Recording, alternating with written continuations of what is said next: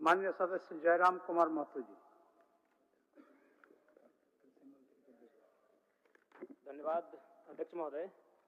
मेरा सवाल मंत्री ऊर्जा विभाग से था कि क्या यह बात सही है कि ग्रामीण क्षेत्रों में बिजली आपूर्ति से लेकर आज तक वही पुराने तारों के भरोसे बिजली आपूर्ति की जा रही है? तो इनका उत्तर आंशिक स्वीकारात्मक है और इस बात को लेकर मैं सहमत भी हूं कि कुछ कुछ कार्य हुए हैं, लेकिन मेरा कहना यह है, चूंकि ये मेरा तारांकित प्रश्न है, कि कब तक डुमरी विधानसभा के साथ साथ पूरे राज्य में बाकी जो पुराने जर्जर तार हैं उनको बदल दिया जाएगा? माननीय मंत्री जी।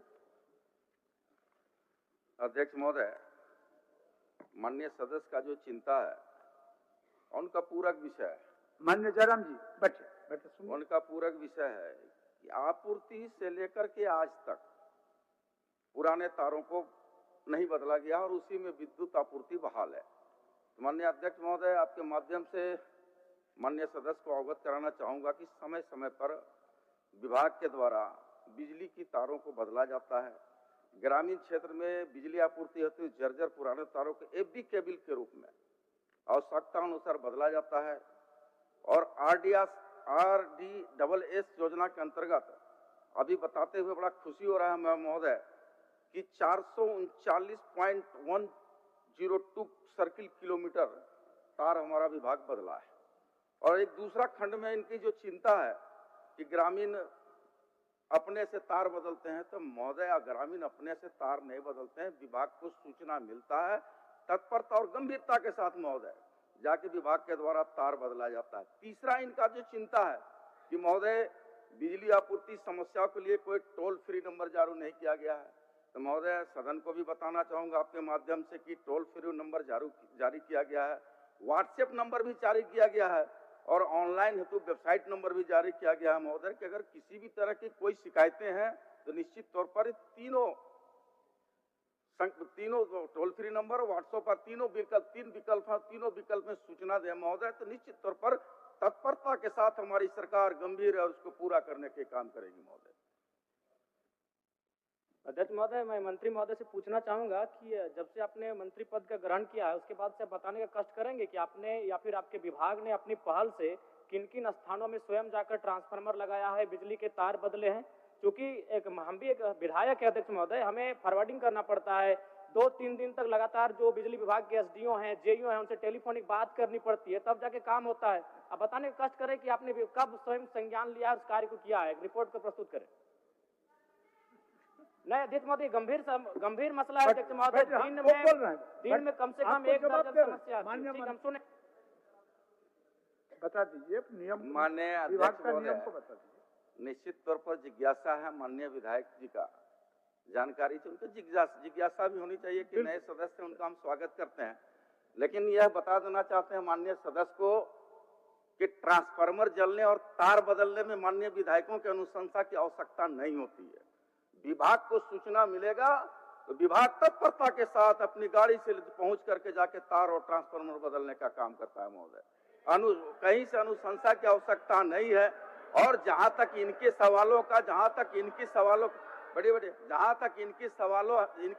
है, आप लोगों को भी मौका देंगे, आप लोगों को जहां तक इनके सवाल है, अभी जयराम जी का प्रश्न का जवाब देने दीजिए। जहां तक इनका सवाल है कि मैंने अनुशंसा किया और बदला, महोदय स्वाभाविक के क्षेत्र का विधायक हैं, जनता आपके पास जाती है तो अनुशंसा कर दिए तो उसमें बहुत बड़ा कोई इशू नहीं है महोदय। विभाग से जाकर के ट्रांसफार्मर बनता है, नया है तो नया मिलेगा, TRW है तो TRW मिलेगा और जाकर ट्रांसफार्मर विद्युत बहाल हो जाता है महोदय। बिल्कुल रहिए, प्रश्न करता माननीय जयराम जी, पूछिए, लास्ट अंतिम आपका अंतिम पूरा। अध्यक्ष महोदय, माननीय मंत्री जी ने कहा कि सही बात है, विधायक की अनुशंसा करने की आवश्यकता ट्रांसफार्मर के लिए नहीं पड़ती है, लेकिन करना क्यों पड़ता है, वही तो सवाल है। हम भी मानते हैं अगर किसी को रोड में एक्सीडेंट हुआ तो उसे आवश्यकता है प्राथमिक उपचार की, लेकिन फिर भी करना पड़ता है विधायक को। सवाल ये है कि आपकी जो व्यवस्थाएं हैं, आपका जो विभाग है वो उदासीन है, इस बात को स्वीकार कीजिए। और नहीं तो हम कह रहे हैं, आप एक भी रिकॉर्ड प्रस्तुत कीजिए कि आपने मंत्री प्रभार संभालने के बाद विभाग ने जाकर स्वयं ट्रांसफार्मर को बदला है बिना किसी आवेदन के, बिना ग्रामीणों की शिकायत के। एक भी दावा प्रस्तुत कीजिए माननीय मंत्री महोदय। और दूसरा बात, क्योंकि मेरा ये सवाल नहीं था लेकिन कहना चाहेंगे, एक तरफ तो आप बिजली बिल माफ करने की बात करते हैं और विगत 15 दिनों में हमें लगता है कि 1 दर्जन ऐसी समस्याएं आई हैं जहां आपने 40,000 का फाइन किया है। जब उनसे पूछते हैं तो कहता है ये फरवरी और मार्च का महीना है। अध्यक्ष महोदय, मुझे नहीं मालूम फरवरी और मार्च का महीना क्या है, वसूली का महीना है क्या? जब भी नहीं, अगर विभाग से बात होती है तो वही कहता है कि ये फरवरी और मार्च का महीना है, ऊपर से दबाव है। तो क्या ये फरवरी और मार्च के महीने में सभी विभाग वसूली करते हैं क्या जनता से? 40,000 का फाइन हुआ है अध्यक्ष महोदय, बैग में हम आवेदन भर के लाए हैं। अगर मेरा दावा गलत है तो हम कहेंगे कि हम 2 महीना का मेरा सैलरी नहीं दिया जाए। हम आवेदन लेके आए, ऐसे बात नहीं करते हैं। जिनको 40,000 का फाइन लिया है उनका आवेदन लेके आए हैं। माननीय सदस्य, समस्या का समाधान और निराकरण करना है, उतना आवेग नहीं। ठीक, माननीय मंत्री जी, अगर वैसा विषय है इनके पास तो उसको दिखवा लीजिए। ऐसा विषय है तो दिखवा लीजिए। माननीय जयराम कुमार महतो जी। धन्यवाद माननीय अध्यक्ष महोदय।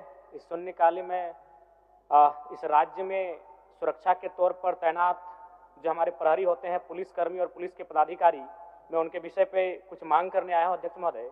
मेरा पहला मांग है कि इस राज्य के जो पुलिसकर्मी और पदाधिकारी हैं उनका वर्दी का जो भत्ता है उसमें वृद्धि किया जाए। दूसरा, उनके भोजन भत्ता में वृद्धि किया जाए।